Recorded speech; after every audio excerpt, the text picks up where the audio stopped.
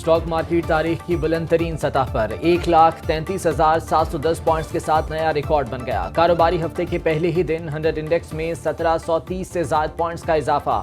Pakistan stock exchange نے آج 2 نفسیاتی حدیں ایک ساتھ عبور کی۔ کاروبار 1,31,000 سے شروع ہو کر اب 1,33,000 پر پہنچ گیا۔ کاروبار میں مسلسل اضافے کا آج 9واں دن۔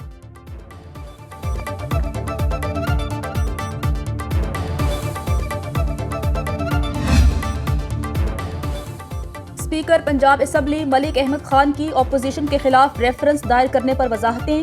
نیوز کانفرنس میں کہا، ایوان کا تقدس سب کے لیے ضروری۔ بجٹ تقاریر کے دوران اتنی ہنگامہ آرائی ہوتی رہی کہ تقریر نہیں سنی جا سکی۔ کچھ اراکین اسمبلی کو معطل کیا، کچھ کو نوٹس بھجوائے۔ اسپیکر نے مزید کہا، اپنے آئینی اختیار سے 1 انچ بھی آگے نہیں بڑھوں گا۔ کیا آئین میں نے لکھا ہے؟ میں تو خود 62 اور 63 کا مخالف ہوں۔ یہ نہیں ہو سکتا آئین کی ان دفعات کا میں من پسند استعمال کروں۔ ماضی میں کچھ غلطیاں مجموعی طور پر ہوئیں جس کے نتائج بھگتے۔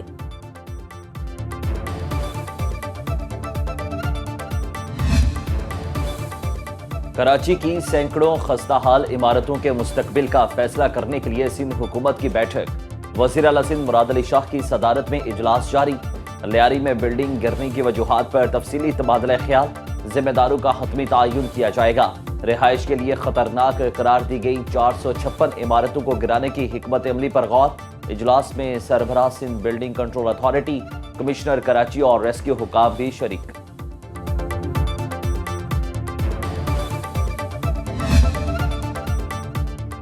سندھ بلڈنگ کنٹرول اتھارٹی نے ارہا آرکیڈ کو گزشتہ روز سیل کیا۔ ایس پی سی اے حکام کے مطابق عاشورہ کے باعث مسماری کا کام روکا۔ آج عمارت توڑنے سے قبل رہائشیوں کو سامان نکالنے کا وقت دیا جائے گا۔ غیر قانونی عمارت تعمیر کرنے والے ٹھیکیدار کے خلاف تھانہ کلری میں مقدمہ درج۔ سنو نیوز نے عمارت کی مخدوش حالت کی نشاندہی کی۔ علاقہ مکینوں کا کہنا ہے کہ تعمیر کے کچھ عرصہ بعد ہی عمارت ناقابل رہائش ہو گئی۔ متعلقہ حکام کارروائی کرنے کی بجائے جیبیں گرم کر کے چلے جاتے تھے۔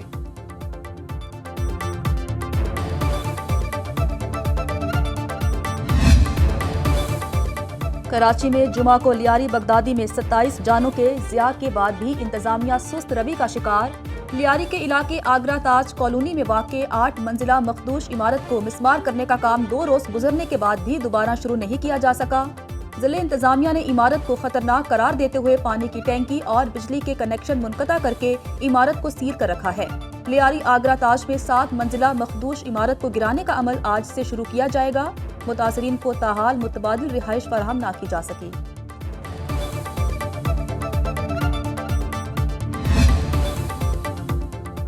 سانحہ لیاری بغدادی کے متاثرین کو حکومت نے کوئی متبادل گھر نہیں دیا۔ ہندو کمیونٹی کے رہنما شری رام ناتھ کی میڈیا سے گفتگو۔ کہا، بلڈنگ پر کوئی نوٹس نہیں لگایا گیا۔ مرنے والے 27 افراد میں 20 کا تعلق ہندو کمیونٹی سے اور تمام پاکستانی تھے۔ حکومت مدد کرے ورنہ احتجاج کا راستہ اپنائیں گے۔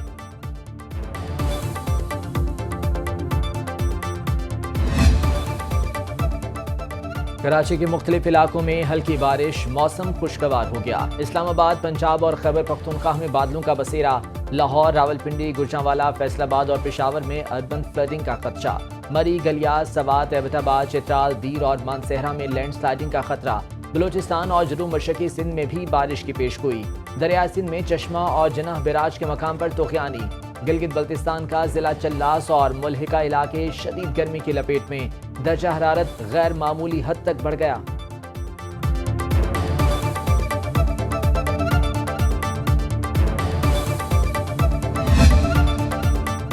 پنجاب میں سرکاری اسپتالوں میں سٹاف پر موبائل فون کے استعمال پر پابندی۔ وزیر اعلیٰ پنجاب مریم نواز کی جانب سے سخت احکامات۔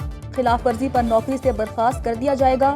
کوئی بھی ڈاکٹر یا نرس موبائل فون استعمال کرتے پکڑے گئے تو پیڈا ایکٹ کے تحت کارروائی ہوگی۔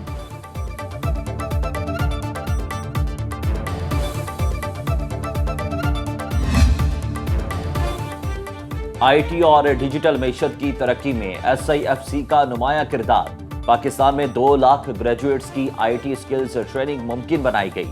ایس آئی ایف سی کی معاونت سے روزگار کے نئے مواقع فراہم کیے گئے۔ آئی ٹی سیکٹر کی ترقی سے بین الاقوامی لین دین اور فری لانسرز کے لیے نئی راہیں ہموار ہوئیں۔ آئی ٹی اور ٹیلی کام کے شعبے میں ہونے والی انقلابی تبدیلیوں میں ایس آئی ایف سی کا کردار قابل تحسین۔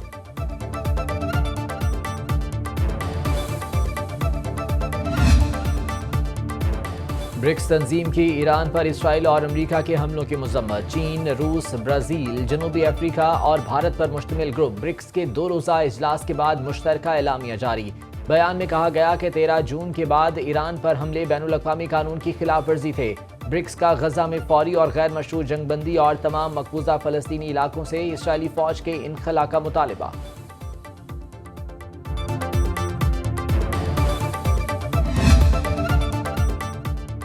जो भी ब्रिक्स की अमेरिका मुखालिफ पॉलिसीज पर चलेगा उस पर इजाफी 10% टैरिफ आयद किया जाएगा। अमेरिकी सदर डोनाल्ड ट्रंप की ब्रिक्स तंजीम के रुकन ममालिक को धमकी। कहा, आज मुख्तलिफ ममालिक को टैरिफ से मुतालिक खतूत इरसाल कर दिए जाएंगे। ट्रंप आज व्हाइट हाउस में इसराइली सदर नेतन्याहू से मुलाकात करेंगे। अमेरिकी सदर कहते हैं कि इस हफ्ते हमास के साथ मुआहदे का अच्छा मौका है। नेतन्याहू से ईरान के साथ मुस्तकिल डील पर काम करने पर बात करेंगे।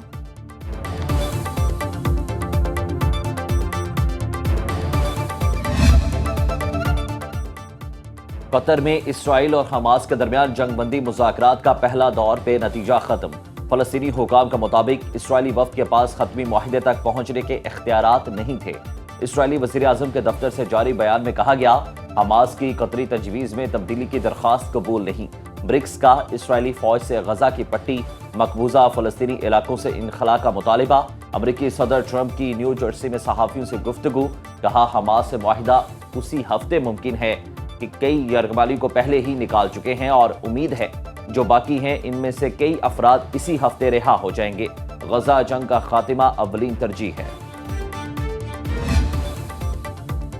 इंसानी हुकूक की आलमी तंजीम एमनेस्टी इंटरनेशनल ने फ़लस्तीन एक्शन पर पाबंदी आज़ादी इज़हारी राय पर हमला करार दे दिया। Secretary general amnesty international Agnes Callamard कहती हैं, बरतानिया इंसदाद दहशतगर्दी के कवानीन का गलत इस्तेमाल कर रहा है। बरतानवी हुकूमत मुजाहिरों को दबाने के लिए दहशतगर्दी कवानीन का सहारा ले रही है। फ़लस्तीन में जारी नस्ल कुशी पर दुनिया खामोश। बरतानवी हुकूमत ने फ़लस्तीन एक्शन ग्रुप पर पाबंदी आयद करने के बाद एहतजाज करने वाले 20 से ज़ायद कारकुनों को गिरफ्तार किया था।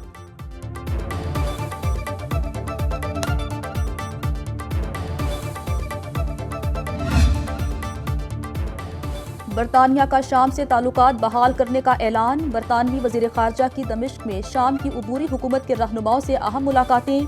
डेविड लेमी ने शाम को 94.5 मिलियन पाउंड की इमदाद देने का ऐलान भी किया। कहा, बरतानिया शाम की तामीर नौ, सियासी इस्तेहकाम और अवामी फलाह बहबूद में भरपूर किरदार अदा करना चाहता है।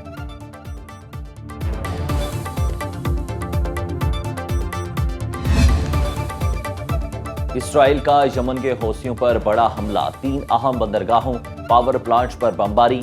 ईरानी मीडिया के मुताबिक इसराइली फोर्सेस की जानिब से इलाका खाली कराने का हुक्म दिया गया। इसराइली वज़ीर दिफा काट्स के मुताबिक इसराइल ने यमन में हौसियों पर हमला किया। यमन में अल हदीदा, अल सलीफ और रास ईसा पोर्ट पर हमला किया गया। रास कुतुब पावर प्लांट को भी निशाना बनाया।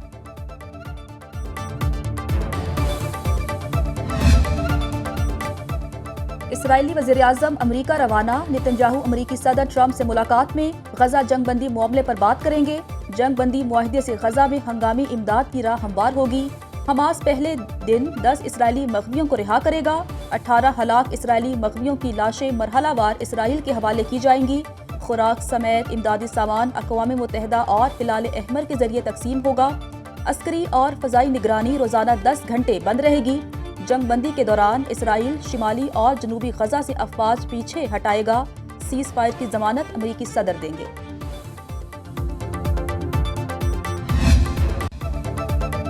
कल के हलीफ आज के हरीफ। डोनाल्ड ट्रंप और मस्क का तनाज़ा हल न हो सका।